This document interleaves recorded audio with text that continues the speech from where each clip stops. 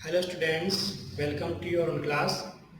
My name is Nitin Joshi and today we are going to start a new chapter of class 6, chapter number 1, the earth in the solar system. So let's start the chapter. How wonderful it is to watch the sky after sunset. शाम के समय आप देखते हो, आपको आसमान देखना कितना आश्चर्यजनक लगता है. One would first notice one or two bright dots shining in the sky. शुरुआत में आप देखते हो एक या दो ब्राइट ऑब्जेक्ट आपको आसमान में चमकते हुए दिखाई देते हैं. Soon would soon you would see the number increasing. You cannot count them anymore. और धीरे धीरे इन शाइनिंग ऑब्जेक्ट्स के नंबर इंक्रीज होते जाते हैं और आप इनको काउंट भी नहीं कर पाते हो. The whole sky is filled with teeny shining objects. Some are bright, others dim. और पूरा आसमान इन छोटे छोटे शाइनिंग ऑब्जेक्ट से भर जाता है. इसमें से कुछ ब्राइट होते हैं जैसे कि स्क्रीन पर दिख रहा है और कुछ डिम होते हैं. It seems as if the sky is studded with diamonds. They all appear to be twinkling. और ऐसा लगता है कि पूरा आसमान डायमंड से सजा हुआ है और ये सभी ट्विंकलिंग कर रहे हैं. But if you look at them carefully, you will notice that some of them do not twinkle as others do. लेकिन अगर आप इनको केयरफुली ऑब्जर्व करोगे तो आप देखोगे कि इसमें से कुछ तो जगमगा रहे हैं, ट्विंकल कर रहे हैं, लेकिन कुछ नहीं कर रहे हैं. They simply glow without any flicker, just as the moon shines. और ये सिंपली ऐसे ही ग्लो करते हैं जैसा कि मून ग्लो करता है. Along with this bright object, you may also see the moon on the most of days. और इन छोटे छोटे टीनी ब्राइट ऑब्जेक्ट्स के अलावा आपको ज्यादातर रात में चंद्रमा यानी कि मून भी दिखाई देता है. It may, however, appear at different times in different shapes and at different position. हो सकता है ये अलग अलग समय पे आपको दिखे, अलग अलग शेप में दिखे, अलग अलग पोजीशन पर दिखे, जैसा कि स्क्रीन पर देख रहे हैं, कभी पूरा, कभी आधा, कभी अलग अलग शेप में. You can see the full moon only once in about a month time. It is full moon night or पूर्णिमा. और ये पूरा चंद्रमा पूरे महीने में केवल एक रात को दिखाई देता है, उसको बोलते हैं फुल मून नाइट या पूर्णिमा. A fortnight later you cannot see it at all. It is a new moon night or अमावस्या. और इसके लगभग 14 या 15 दिन बाद आपको चंद्रमा दिखाई नहीं देता है, इसको बोलते हैं न्यू मून नाइट या अमावस्या. On this day you can watch the night sky best provided it is a clear night. और उस रात को आप स्काई यानी कि आसमान को रात में बहुत अच्छी तरीके से देख सकते हो क्योंकि ये एक क्लियर व्यू आपको देता है. Do you wonder why can't we see the moon and all those bright objects during the daytime? क्या आपको कभी सोचा है कि ये छोटे छोटे जो टेनी ऑब्जेक्ट है जो रात में चमकते हैं और आसमान में जो मून है वो हमें रात को तो दिखाई देता है, दिन में क्यों नहीं दिखाई देता है? It is because the very bright light of the sun does not allow us to see all these bright objects of the night sky. ऐसा इसलिए होता है क्योंकि दिन में जो सूर्य की रोशनी होती है वो इतनी ब्राइट होती है कि छोटे छोटे टीनी ऑब्जेक्ट को और मून को हम देख नहीं पाते, उसके पीछे छुप जाते हैं. यहाँ पे आपको एक डायग्राम दिख रहा है जिसमें मून अर्थ के चारों ओर रिवॉल्व कर रहा है. इसी कारण से हमको इसके अलग अलग फेजेस दिखाई देती है, कभी फुल मून, कभी न्यू मून, कभी हाफ यानी फर्स्ट क्वार्टर. ये अलग अलग फेजेस इस कारण से दिखाई देती है. Celestial bodies. The sun, the moon and all those objects shining in the night sky are called celestial bodies. Our solar system is made by these celestial bodies. Celestial bodies are natural objects in the sky and they can be the star, planets, satellites, comets, asteroids and meteorites. Celestial bodies एक natural bodies होती है जो हमको आसमान में दिखाई देती है. वो सारी चीज़ें जो हमको स्काई में दिखाई देती है जैसे कि सन, मून, हमारा अर्थ, ये सभी सेलेस्टियल बॉडीज हैं.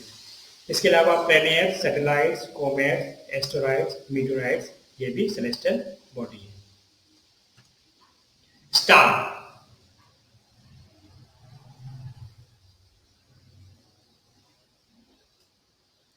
Some celestial bodies are very big and hot. They are made up of gases. They have their own heat and light, which they emit in large amount. These celestial bodies are called the sun is a star. कुछ celestial body बहुत बड़ी होती हैं और गर्म होती हैं। ये गैसों से बनी होती है और ये अपनी खुद की हीट और लाइट प्रोड्यूस करती है बहुत लार्ज अमाउंट में। इन सेलेस्टियल बॉडीज को बोलते हैं स्टार, जिससे कि आपको इसमें दिख रहा है स्क्रीन पर, ये येलो कलर का बड़ा ऑब्जेक्ट, ये है सन, ये है earth. The sun is a star, और जो हमारा सन है वो भी एक स्टार है। Countless twinkling stars in the night sky are similar to the sun, but we do not feel their heat or light, and they look so tiny because they are very very far away from the us. और जो छोटे छोटे ये stars हैं, ये भी star है। ये जो ट्विंकलिंग करते हैं ना आसमान में, ये भी स्टार हैं, लेकिन ये हमको बहुत छोटे दिखाई देते हैं क्योंकि ये हमसे बहुत दूर है, और इसीलिए हमको इनकी लाइट और गर्मी फील नहीं होती है। ऐसा क्यों होता है? You must have notice that all object look smaller when seen from a distance. आपने ऑब्जर्व किया होगा कि जब हम दूर से किसी चीज को देखते हैं तो हमें बहुत छोटी दिखाई देती है, जैसा कि एरोप्लेन आसमान में ऊंचाई पे उड़ते हुए कितना छोटा दिखाई देता है, लेकिन रियलिटी में कितना बड़ा होता है। यही डिफरेंस है कि हमको स्टार्स छोटे दिखाई देते हैं। Constellations.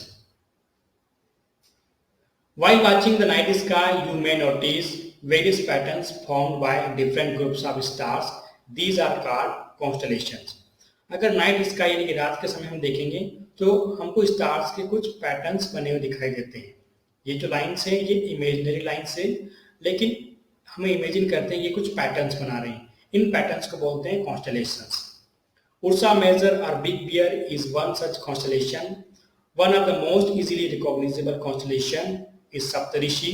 Saptam is 7, Rishi is Sagas. It is a group of 7 stars that form a part of Ursa Major constellation. वो सबसे इजीली आप फाइंड कर सकते हो जो कॉन्स्टलेशन वो है उर्सा मेजर का पार्ट सप्तऋषि, 7 स्टार्स का एक ग्रुप कॉन्स्टलेशन। 1 2 3 4 5 6 7, ये जो है ये सप्तऋषि तारामंडल है। कॉन्स्टलेशन को हिंदी में तारामंडल बोलते हैं।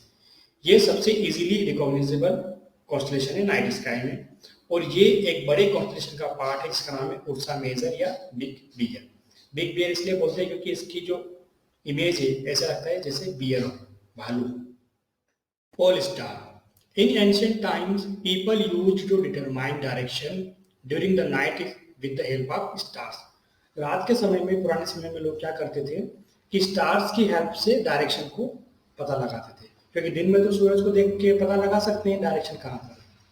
The north star indicate the north direction. North star हमेशा नॉर्थ डायरेक्शन बताता है।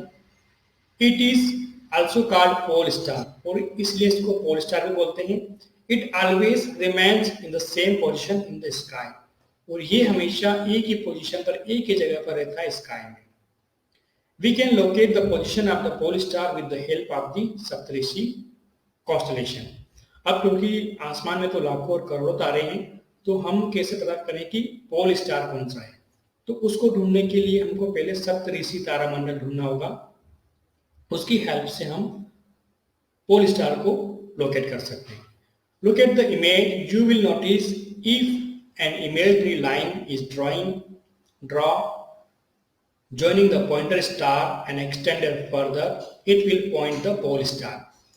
इस ड्राइंग में आपको दिख रहा है कि जो सप्तऋषि तारामंडल है उसके लास्ट के 2 स्टार्स को हम एक लाइन में जोड़ें और उस लाइन को आगे बढ़ा के पहुंचाएं तो वो पोल स्टार पर वो लाइन जाती है। जैसा कि आपको इस इमेज में ये दिख रहा है, ये लड़की इस लास्ट के 2 स्टार को जोड़ते हुए एक लाइन ड्रॉ कर रही है इमेजनरी, वो इंडिकेट कर रही है पोल स्टार या नॉर्थ स्टार को। तो इसकी हेल्प से हमेशा हम नॉर्थ डायरेक्शन पता कर सकते हैं। जैसे कि यहाँ पर ये पोल स्टार है तो उसके जस्ट नीचे यहाँ पर नॉर्थ डायरेक्शन है। ओके,